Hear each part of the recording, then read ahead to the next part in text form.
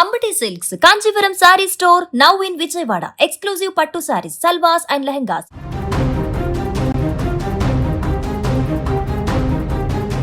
పొట్టి ఫార్మేట్లో తమకు తిరుగులేదని టీమిండియా మరోసారి చాటి చెప్పింది. సూర్యకుమార్ యాదవ్ సేన ప్రపంచ క్రికెట్ సామ్రాజ్యాన్ని ఏకఛత్రాధిపత్యంగా ఏలేసింది.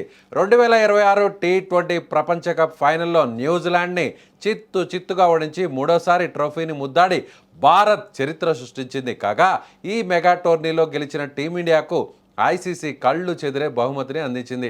విజేతగా నిలిచిన భారత్కు ఏకంగా 27.48 కోట్ల నగదు బహుమతి లభించింది. టీ20 ప్రపంచ కప్ చరిత్రలోనే ఇది అత్యధిక ప్రైజ్ మనీ కావడం విశేషం. రన్నరప్గా నిలిచిన కివీస్ జట్టుకు 14.65 కోట్ల దక్కాయి. సెమీఫైనల్ చేరిన సౌత్ ఆఫ్రికా, ఇంగ్లాండ్ జట్లు చెరో 7.24 కోట్లను తమ ఖాతాలో వేసుకున్నాయి. ఈసారి ఐసీసీ మొత్తం ప్రైజ్ మనీని భారీగా పెంచడంతో ఆటగాళ్లపై కాసుల వర్షం కురిసింది. అయితే ఈ సంబరాల మధ్య దాయాది దేశం పాకిస్తాన్ పరిస్థితి చూస్తుంటే మాత్రం నెటిజన్లకు జాలి కలగడం కంటే నవ్వే ఎక్కువగా వస్తుంది. పాకిస్తాన్ ఈసారి కనీసం సూపర్ 8 దశకు కూడా చేరకుండానే ఇంటి దారి పట్టింది. గ్రూప్ స్టేజ్లోనే ఎలిమినేట్ అయిన పాకిస్తాన్ జట్టుకు ఐసీసీ నిబంధనల ప్రకారం కేవలం 2.29 కోట్లు మాత్రమే దక్కబోతున్నాయి. వినడానికి ఇది పెద్ద మొత్తంగా అనిపించిన విజేత భారత్కు దక్కిన ప్రైజ్ మనీతో పోలిస్తే ఇది చిల్లర మాత్రమేనే కామెంట్స్ ఇప్పుడు వినిపిస్తున్నాయి. మైదానంలో ఆట కంటే వివాదాలతోనే ఎక్కువ కాలం గడిపే ఈ జట్టుకు ఈసారి దక్కిన నగదు బహుమతి వారు విమాన ఖర్చులకు సరిపోతుందో లేదే అని విమర్శకులు ఎద్దేవా చేస్తున్నారు.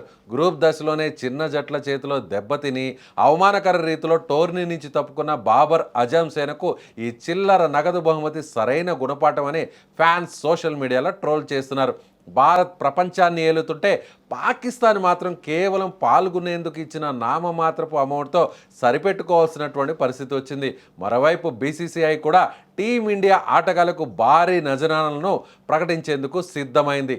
ఐసీసీ ఇచ్చే 27.48 కోట్లు కాకుండా బోర్డు నుంచి అదనంగా కోట్లాది రూపాయలు ఆటగాళ్ల జేబులోకి వెళ్లనున్నాయి. మొత్తానికి 2026 వరల్డ్ కప్ భారత్కు అంతులేని గర్వాన్ని, కాసుల వర్షాన్ని తెచ్చిపెడితే పాకిస్తాన్కు మాత్రం చేదు జ్ఞాపకాలను, విమర్శలను మిగిల్చింది.